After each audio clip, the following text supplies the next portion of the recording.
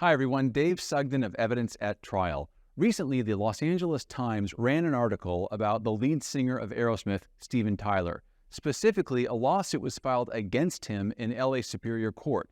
It's a sexual assault and harassment case, and the plaintiff alleges that when she was 16 years old, she met and began what she perceived to be a romantic relationship with the Aerosmith frontman. And in fact, what happened is Mr. Tyler had her parents, according to the complaint, sign paperwork allowing him to be her guardian so that, because she was underage, she could join the band, go on tour, and he wouldn't suffer criminal prosecution. What makes this case even more peculiar is that besides the specific allegations, we're talking about events, according to the complaint, that didn't happen 1 year or 3 years ago, but 50 years ago. The plaintiff alleges that she met him when she was 16 in 1973, and this guardian paper was signed in 1974.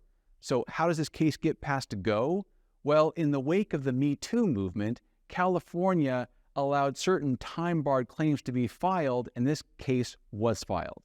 So where are we procedurally? At this point, Mr. Tyler has filed an answer to the complaint. Procedurally, this is a nothing burger. This is essentially the civil equivalent of pleading not guilty in a criminal case. But where do we go from here? We're talking about a case where the allegations are 50 years old.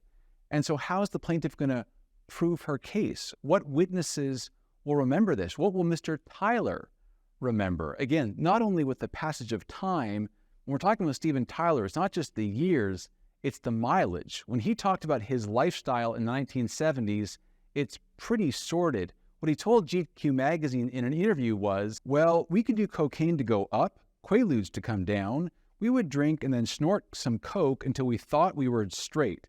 But that's not true. You're just drunk and coked out. Not exactly a longevity or superfood diet. But let's assume that even if Mr. Tyler ate nothing but broccoli and had lights out at 11, is he reasonably expected to remember details from 50 years ago? Does the plaintiff face a huge uphill battle trying to prove her case? Maybe not. In fact, maybe Mr. Tyler has already done a lot of the heavy lifting for her. And the reason why is because Mr. Tyler wrote an autobiography that's called, Does the Noise in My Head Bother You? And he explained why he wrote this autobiography. He wrote, I have so many outrageous stories, too many, and I'm going to tell them all. All the unexpurgated, brain-jangling tales of debauchery, sex and drugs, transcendence and chemical dependence you will ever want to hear. It sounds like a classy read, but with respect to this specific lawsuit, Mr. Tyler, according to the complaint, goes in details chronicling this relationship with this underage plaintiff. Specifically, in the autobiography, Mr. Tyler wrote, she was 16, she knew how to nasty, with my bad self being 26 and she barely old enough to drive and sexy as hell, I just fell madly in love with her. She was my heart's desire, my partner in crimes of passion. I was so in love, I almost took a teen bride. I went and slept at her parents' house for a couple nights and her parents fell in love with me, signed paper over for me to have custody so I wouldn't get arrested if I took her out of state. I took her on tour with me. So what does this mean with respect to the plaintiff's complaint? Will this be admissible? Well, let's do the evidentiary analysis. First, is it relevant? Obviously. It has a tendency in reason to prove what the allegation of the complaint says. Second, is there an adequate foundation?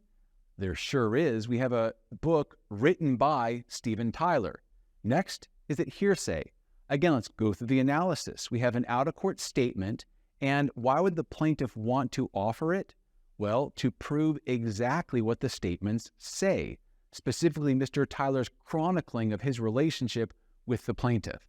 So is it an excluded piece of hearsay?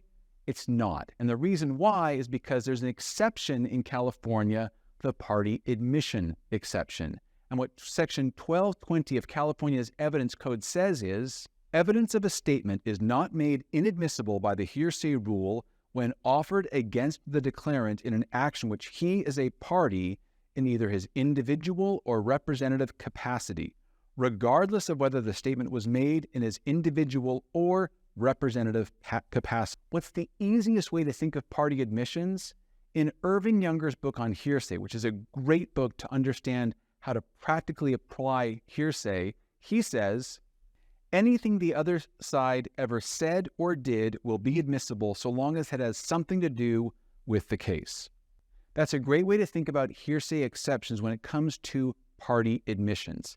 Anything your party opponent said is going to be admissible so long as it has something to do with the case. And so Mr. Tyler's book is going to be full of party admissions, and he could face an uphill battle when it comes to fending off the plaintiff's allegations. So there you have it. It will be interesting to see what happens with respect to Steven Tyler's lawsuit, but it's a good example of how to analyze the party admission exception to the hearsay rule. Folks, I hope this was helpful. If it was, please like, subscribe to our YouTube channel. We keep putting out these videos so you can become an expert in evidence. If you want to do a deep dive, check out evidenceattrial.com and see our online courses. Thanks for watching.